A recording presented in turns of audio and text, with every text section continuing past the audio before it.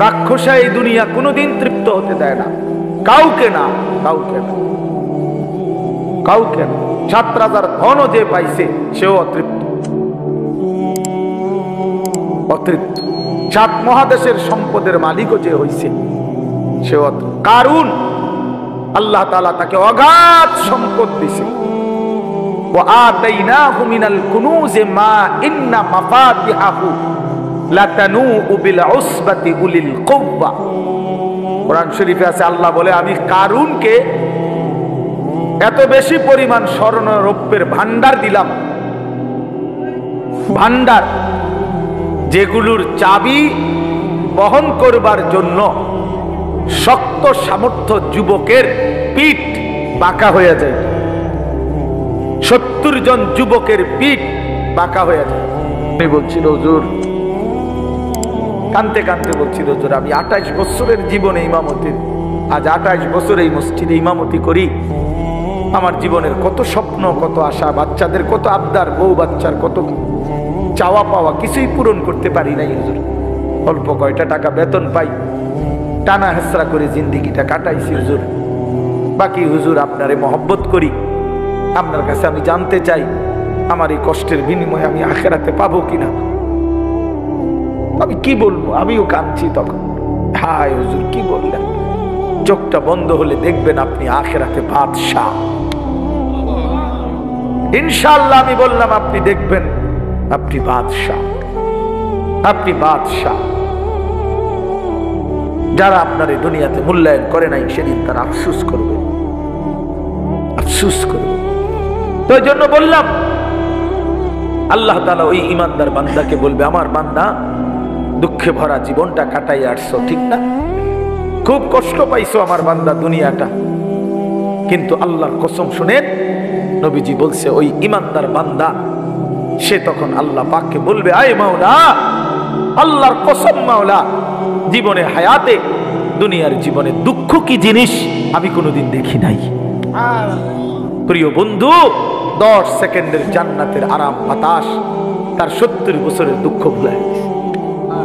আর ওই নাফরমানকে 70 বছরের সুখ জাহান্নামের 10 সেকেন্ডের গরম বাতাস ভুলে গেছে। এর নাম আখিরাত। আপনি এটাকে খামখেয়ালি মনে করেন না, ছেলেরা তোমরা খামখেয়ালি মনে করো, এটা রূপকথা না। কোরআন শরীফের এই কথাগুলো গল্প, কথা বলেন না, এগুলো রাসূলুল্লাহ সাল্লাল্লাহু আলাইহি ওয়াসাল্লামের এই কথাগুলো গল্প, কিচ্ছা। তো এগুলো যদি অযৌক্তিক হইতো, অবাস্তব হইতো, তো তোমরা যদি বুঝছো যেটা অযৌক্তিক, অপ্রয়োজনীয়, তা আমরা বুঝতে পারতাম না, আমরা ভাত খাই নাই। মৃত্যু যেহেতু আমাকে বরণ করতেই হবে, আল্লাহর মুখোমুখি যেহেতু আমাকে হতেই হবে, কাজে বুদ্ধিমান তো সেই যে এই ব্যাপারে প্রস্তুতি নেয়।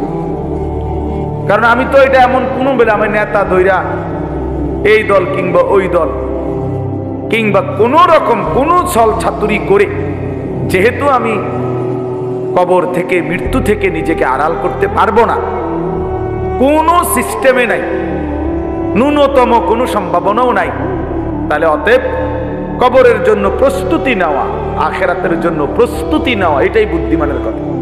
কারণ এটা তো আমাকে বরণ করতে হবে, তার চাইতে ভালো রেডি হয়ে যাই, প্রস্তুতি নিয়েই যাই।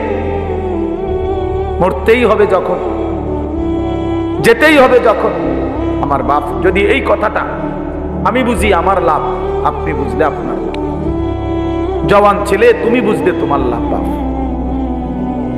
হাসি ঠাট্টা রং তামাশা, এই খামখেয়ালি, এটা আসলে কোনো জিন্দিগি না। যৌক্তিক কথা এটাই যে বুদ্ধিমান, বিবেকবান, বিচক্ষণ মানুষ কোনো কাজেই পরিকল্পনাহীন করে না।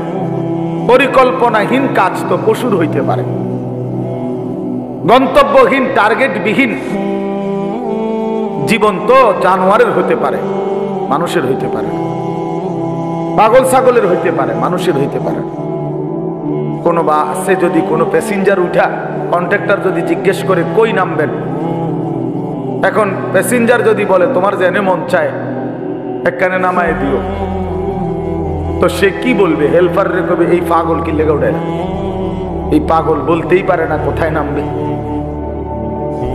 তুমি নওজোয়ান বলো ভাইয়া তুমি কোথায় থামবা? তোমার মঞ্জিল কোথায়? দিন রাত যারা মোবাইলে ছবি দেখো, প্রিয় বন্ধু কোথায় গিয়ে থামবা? মানে এই ছবি দেখা থামবে কোথায়? নারী ছাড়া, অশ্লীল দৃশ্য ছাড়া যাদের দিন কাটে না, রাত কাটে না, দোস্ত আমার, থামবা কোথায় গিয়ে? একটা হিসাব কও যে ইনশাআল্লাহ হুজুর আমি টার্গেট নিছি 30 বছর নারী দেখব, অথবা আগামী আরো 6 বছর বেডির ছবি দেখব, উলঙ্গ দৃশ্য দেখব, এরপরে থাইমা যাবো। সেটা কও। কোনো টার্গেট নাই, কোনো গন্তব্য জানা নাই, পথ জানা নাই। তো এ তো ছাগলের জিন্দেগি, এ তো মাতালের জীবন, তো পাগলের জীবন, এ তো অসুস্থ জিন্দেগি ভাইয়া, এ তো অসভ্য জিন্দেগি, হাইওয়ানের জীবন। কোন সুদখোরকে জিজ্ঞাসা করেন, হারামখোর, অবৈধ উপার্জনকারী, ওজনে কম দেয়, কাস্টমারকে ঠকায়, মিথ্যা বলে, হারাম রোজগার করে, এই নাফরমান বাটফারকে জিজ্ঞেস করে যে কখন থামবা, কতদিন পরে তোমার টার্গেট, কয়দিন মিথ্যা বলবা, চাহিদা পূরণ হবে কোন দিন? কশ্চিন কালেও না, কোনদিনও পূরণ হবে না।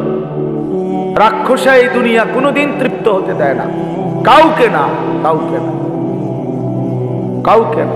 7 রাজার ধনও যে পাইছে সেও অতৃপ্ত,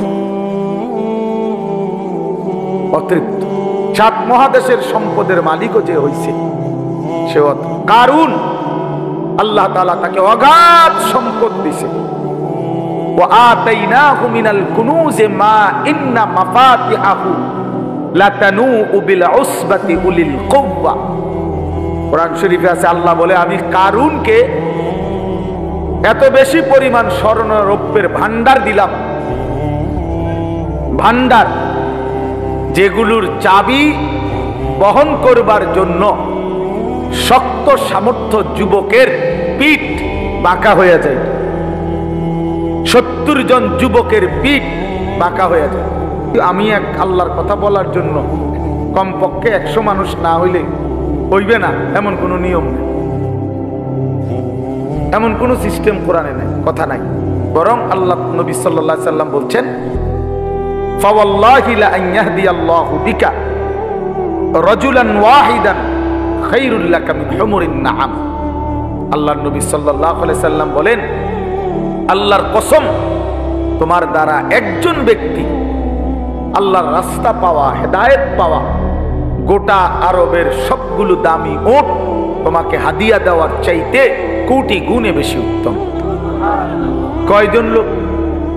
একজন, সির্ফ একজন। আমার 30 বছর বলার দ্বারা যদি একজন মানুষ আল্লাহকে পায়, এই 30 বছরের বিনিময়ে হতে পারে আমার নাজাতের জন্য ওই একজনই যথেষ্ট। কোরআন শরীফে আছে, মিয়া সাহেব, কোরআনুল কারীমের মধ্যে আছে, আপনারা হুজুরদেরকে জিজ্ঞাসা করেন, আপনাকে ইমাম সূরা ইয়াসিনের মধ্যে একটা ঘটনা আছে।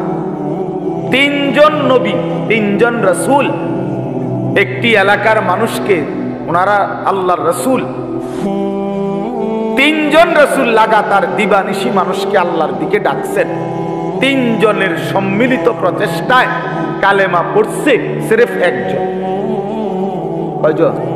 একজন। জাআ মিন আকসাল মাদিনাতি রাজুলুন। রাজুলুন কয়জন? একজন। অথচ রাসূল 3 জন। ফাআজ্জাজনা বিসালিসিন, এই যে ফাকালু ইন্না ইলাইকুম মুরসালুন। আল্লাহ বলেন, প্রথম দিছিলাম 2 জন, পরে আরো একজন দিয়া মোট 3 জন পুরাইলাম। 3 জনে মিলে বলছে, হে আমাদের জাতি, আমরা 3 জন তোমাদের নিকট আল্লাহর রাসূল। 3 জনের দিবানিশি মেহনতে ইমানদার হয়েছে শুধু একজন। ওয়াজাআ মিন আকসাল মাদিনাতি রাজুলুন। এই একজন, ওই একজন লোক যেদিন নিজের কালেমা প্রকাশ করছে, পুরা জাতি ওনারে ধইরা মারতে মারতে ওইখানেই শহীদ করে ফেলছে, মেরেই ফেলছে, মেরেই ফেলছে। ঠিক যখন ওনার জান কবজ হয়, তাফসীরের মধ্যে আছে আল্লাহর ফেরেশতারা জান্নাতের ঘর ওনার চোখের সামনে তুলে ধরছে।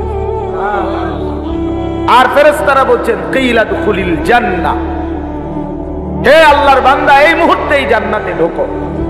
উদখুল উদখুল কিলা দুখুলিল জান্নাহ, এখনই জান্নাতে ঢোকো। তখন সেই আল্লাহর বান্দা মরতে মরতে ওই ইমানদার একজন বলতেছে, ক্বালা ইয়া লাইতা কওমি ইয়ালামুন, হায় আমার জাতি, তোমরা যদি বুঝতা, জানতা যে তোমরা আমাকে হত্যা করে রক্ত ঝরিয়ে তোমরা ভেবেছো তোমরা জিতে গেছো। না আমার জাতি, তোমরা আমাকে হত্যা করো নাই, বরং আমারে আমার জান্নাতে ঢুকায় দিছো। ইয়া লাইতা কওমি ইয়ালামুন বিমা গফারা লি রাব্বি, আরে আমার আল্লাহ তো আমারে পুরা মাফ করে দিছে রে। ও জালানি মিনাল মুকরামিন, আমারে তো সম্মানিত জান্নাতি বান্দাদের অন্তর্ভুক্ত করে দিয়েছে। এই জন্য কয়জন ভাইয়া? একজন। একজন একজন মানে ইমানদার কয়জন হইছে? একজন। এই জন্য সংখ্যা কোনো বিষয় না। 10,000, 10 লাখ, 5,000, 50 লাখ, এটা কোনো কথা না। শ্রোতা কম না বেশি, এটা কোনো বিষয়ই না। বিষয় হলো আল্লাহর কথা বলা, বলতে থাকা, রাত দিন বলতে থাকা, প্রতিটা সুযোগকে কাজে লাগানো। একজন হোক, 10 জন হোক, একাকী হোক, প্রকাশ্যে হোক, হ্যাঁ দিনে হোক, রাতে হোক, মাইক হরন কোনো কিছুই জরুরি না। আল্লাহর কথা বলা, কবি আরশ পর, কবি ফরশ পর, কবি উনকে দর, কবি দর বদর, গমে आशिकी तेरा शुक्रिया, मैं कहां कहां से गुजर गया, कभी हो रास्तों में तन्हा, कभी हो वरूदे सहरा। আল্লাহ, এজন্য বাপ আল্লাহর কথা বলতে থাকা। তো বলতেছিলাম নিজেদের ফিকির করা চাই, নিজের ফিকির দরকার, ফিকির দরকার, দিলের মধ্যে ফিকির দরকার, অন্তরের মধ্যে অনুভূতি দরকার। আমি যে কথাটা বলতেছিলাম, হাফেজে কোরআনের কথা বলতেছিলাম, মূলত একটু আগায়া বসতেন অনুরোধ করছি। যেহেতু রাত হয়েছে, আমারও তো কষ্ট লাগে আপনার ঘরে নাড়াচাড়া করাইতে, কিন্তু এখন তো জায়গা একটু দরকার সামান্য, এই জন্য একটু আগায়া বসেন, যেন একটু হিম্মত করেন। সামান্য এই 1-2 ইঞ্চি করে আগাইলে একটু বরকত হয়। দেখেন ভাই, একটু নড়ে চড়ে বসেন। নওজোয়ান ভাই, তোমরাও নড়ে চড়ে বসো। ছেলেরা তোমরা আগায়া বসো ভাই। আল্লাহ তাআলা কোরআনে বলছে, তুমি যদি আমার বান্দাকে জমিনে জায়গা দাও, প্রশস্ত করে দাও একটু জায়গা, আমি তোমার অন্তর প্রশস্ত করে দেব।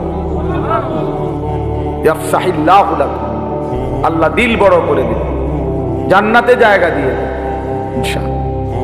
মাশাআল্লাহ। আচ্ছা, তো বলতেছিলাম, এই শেষ কথা শুনেন। তাইলে আমার উদ্দেশ্য ছিল ওই মাঝখানে কথা আবার বদলাইয়া ফেলছি, হলো মোবাইলের কথা বলতে গিয়ে বলতেছিলাম আর কি, যে কেবল অন্যকে দেখানোর ফিকির এটাই যথেষ্ট না ভাইয়া, নিজের ফিকির করা দরকার। আমার নিজের ফিকির আসা দরকার, আমি কে, আমি কোত্থেকে আসলাম, আমার আসলে কি করণীয়, একটা সুনির্দিষ্ট গন্তব্য, জীবনের একটা লক্ষ্য নির্ধারণ করা, এটা বিবেকবানের উচিত। আমার মনে আছে, আমি ছোটবেলায় প্রাইমারি স্কুলে পড়ছি, যখন আমাদের স্কুলে থাকতেই, প্রাইমারিতে থাকতে, বাংলাতেও ইংরেজিতেও আমরা রচনা লেখছি, পড়ছি, আমার জীবনের লক্ষ্য, এইম ইন লাইফ, এটা ইংরেজি রচনাও পড়ছি, বাংলা রচনাও পড়ছি। আমার জীবনের লক্ষ্য কি, আমার জীবনের টার্গেট কি?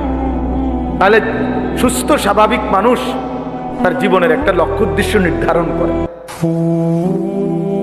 হ্যাঁ হ্যাঁ, তোমরা যারা 1 ওয়াক্ত নামাজ পড়ো না, আমার বন্ধু, একবার হলেও বিবেককে প্রশ্ন করো, তোমার জীবনের লক্ষ্য কি?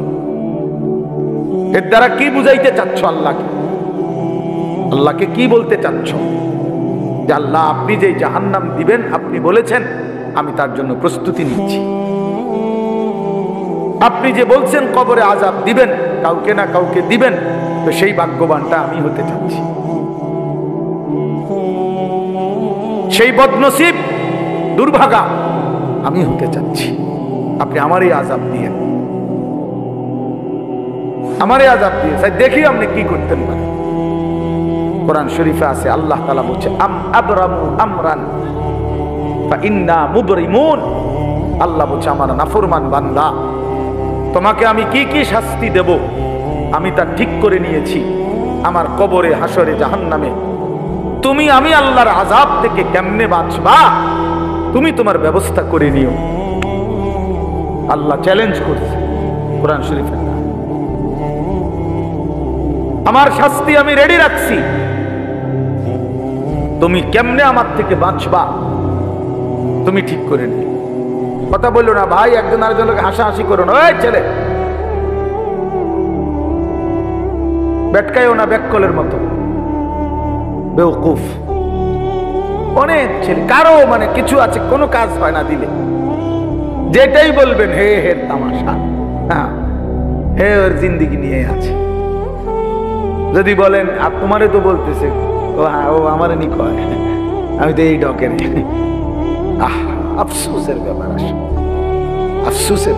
অনেক বড় বদনসিব যে নিজের নাফরমানির কথা বলেও শুনলেও মনে পড়লেও যার ভিতরে সামান্যতম কোনো অনুশোচনা জাগে না, তার চাইতে বড় লানত আর কিছু।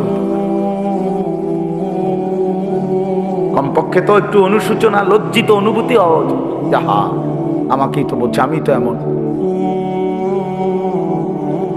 আল্লাহ আমাদেরকে বুঝ দান করেন।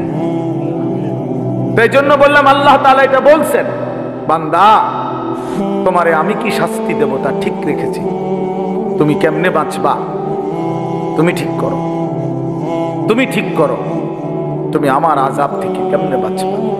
ফাকাইফা তাত্তাকুনা ইন কাফারতুম ইয়াওমান ইয়াজআলুল বিলদানা শিবা। কোরআন শরীফে আল্লাহ বলে, বান্দা এই যে দিন রাত তুমি আমার নাফরমানি করছো, হায় বান্দা জানো সেই হাসরের দিন তুমি কেমনে বাঁচবা, যে দিনের একদিনের পেরেশানি, কষ্ট, দুঃখ, যন্ত্রণা আল্লাহ নিজে বলছে, খোদার কসম বাপ, আল্লাহ বলছে বান্দা একদিনের পেরেশানি হাসরের মাঠের কুলের বাচ্চাটাকে বুড়া বানায় ফেলে। একদিনে ইয়াজআলুল বিলদানা শিবা, অর্থ হলো বাচ্চা বুড়া হয়ে যাবে একদিনে।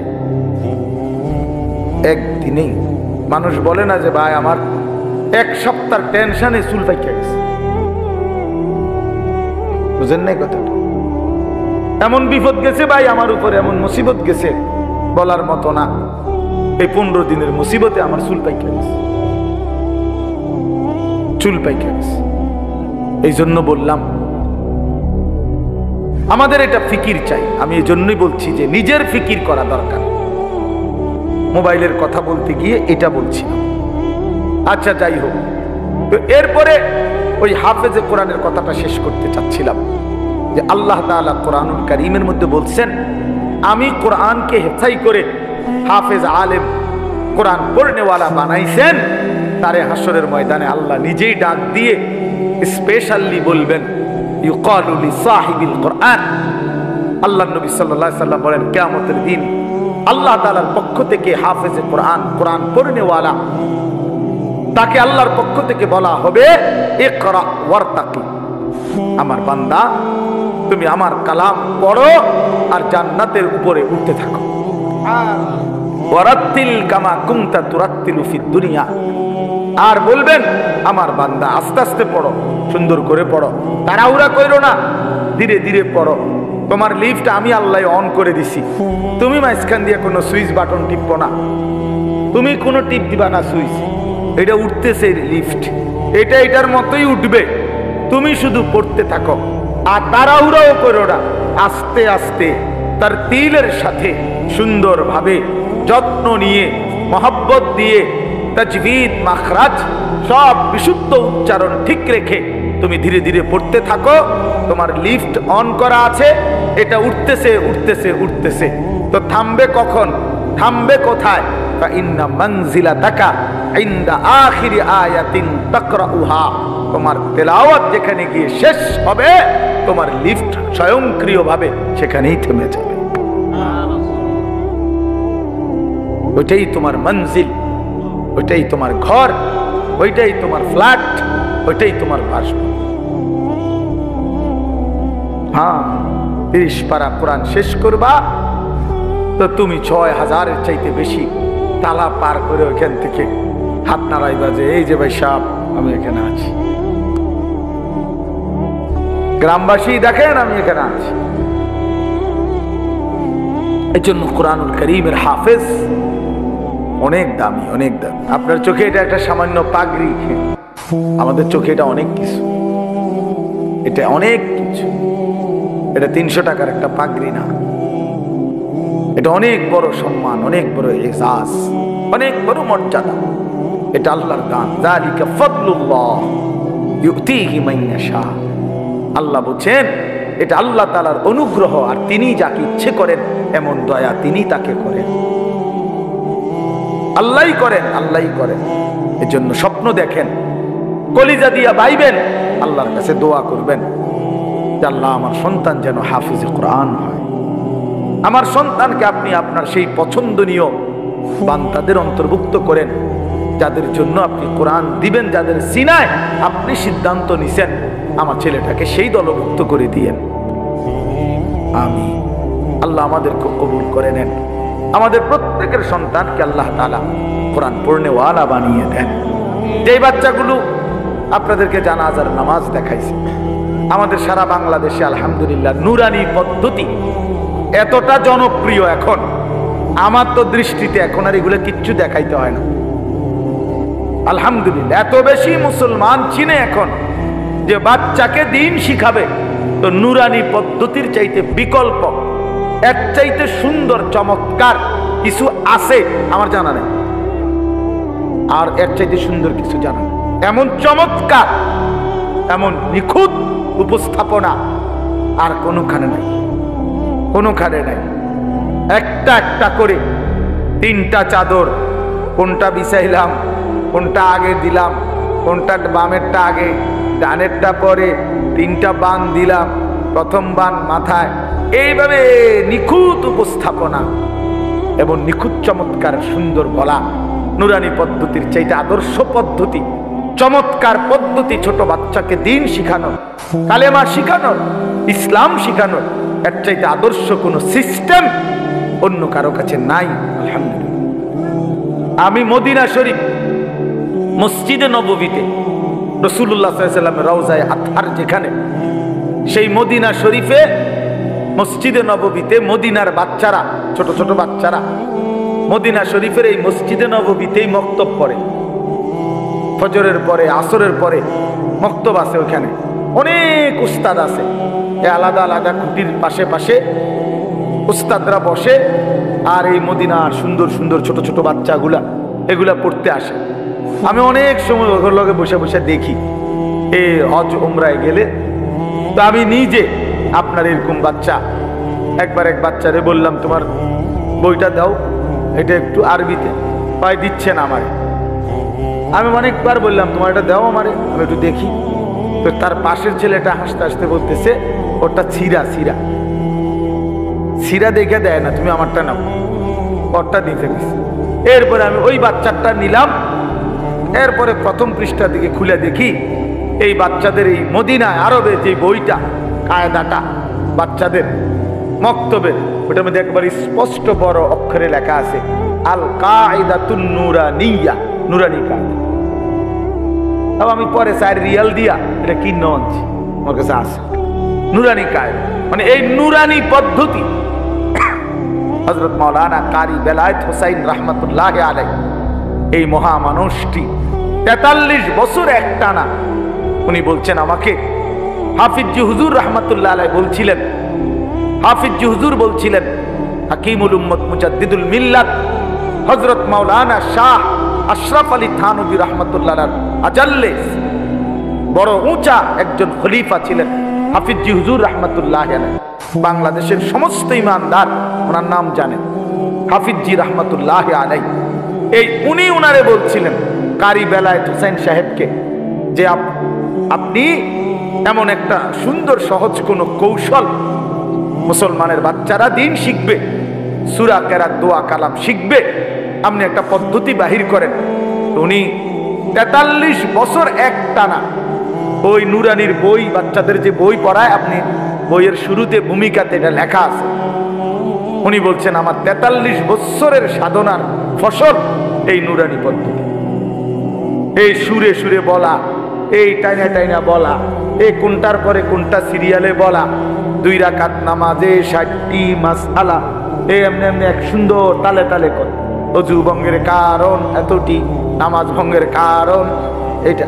আমার মাদ্রাসা তো দেখ বাচ্চা ওই যে হুজুরে যে করবার সময় এমনি একটু ডুলছে, ও বাচ্চা ওই এটা করবার সময় ডোলে।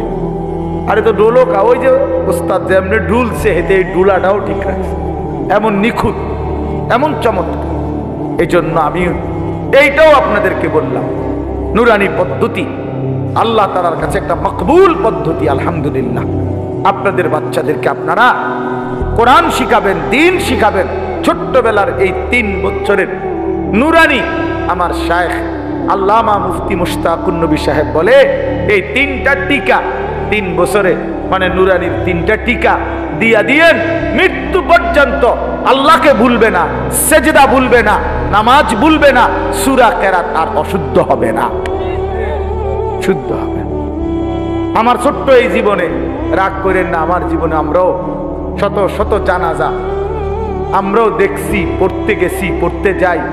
বহুত মাতবর আইয়া জানাজার টাইমের আগের থেকে রেডি হইয়া থাকে, মাইকটাকে দূর বক্তব্য দিব, হ্যাঁ 1 মিনিট 1.5 মিনিট।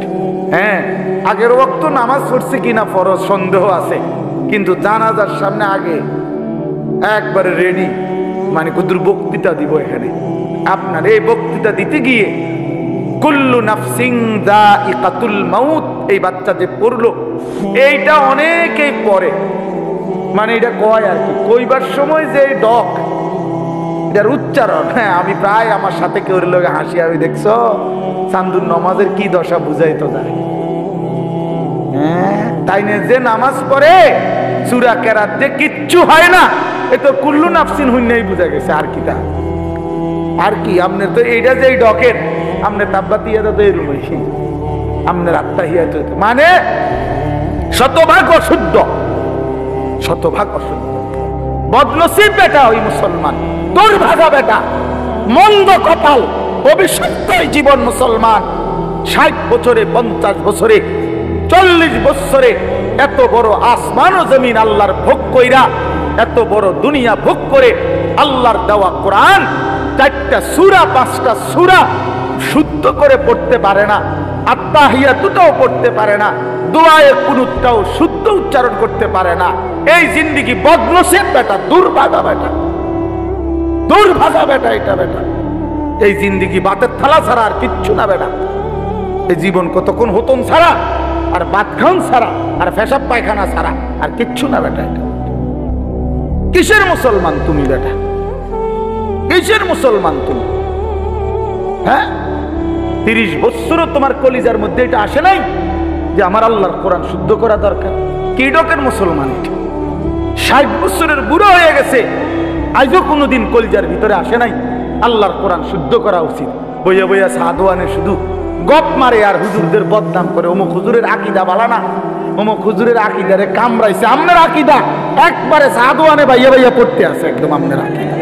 হ্যাঁ, বইয়া বইয়া বিড়ি খায় আর এনে গপ মারে বইয়া বইয়া, আর বেডির নাচ দেখে, টেলিভিশন দেখে, আর হুজুর ঠিক করে অমুক হুজুরের আকীদা বালা না, তাইনের আকীদা বালা। বিড়ি খান না, এটা কোন আকীদা? এটা বিড়ি খানা, এটা কি আকীদা? সুন্নি আকীদা না ওয়াহাবি আকীদা? কিটা এটা? বিড়ি খানা এটা কোনটা পড়ছে? কি সুন্নি জমাতে পড়ছে না ওয়াহাবি জমাতে পড়ছে? কোনটা? কথা বলেন না কেন? এটা কোনটা? হ্যাঁ, আপনি আকীদা টোয়াইতে না আছেন, আপনি কি বোঝেন মিয়া আকীদা? কি বোঝেন আপনি?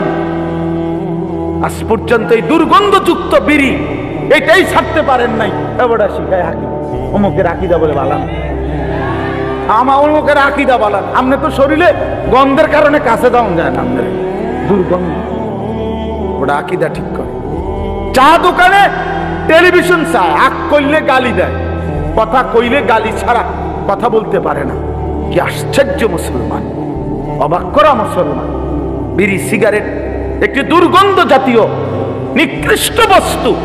আল্লাহ নবী সাল্লাল্লাহু আলাইহি সাল্লাম ইন্তেকাল পর্যন্ত কোনদিন দুর্গন্ধ নবী পছন্দ করতেন না, যিনি কাঁচা পেঁয়াজের গন্ধ পছন্দ করতেন না, কাঁচা রসুনের গন্ধ নবী পছন্দ করতেন না, নবীজি ঘামের দুর্গন্ধ পছন্দ করতেন না।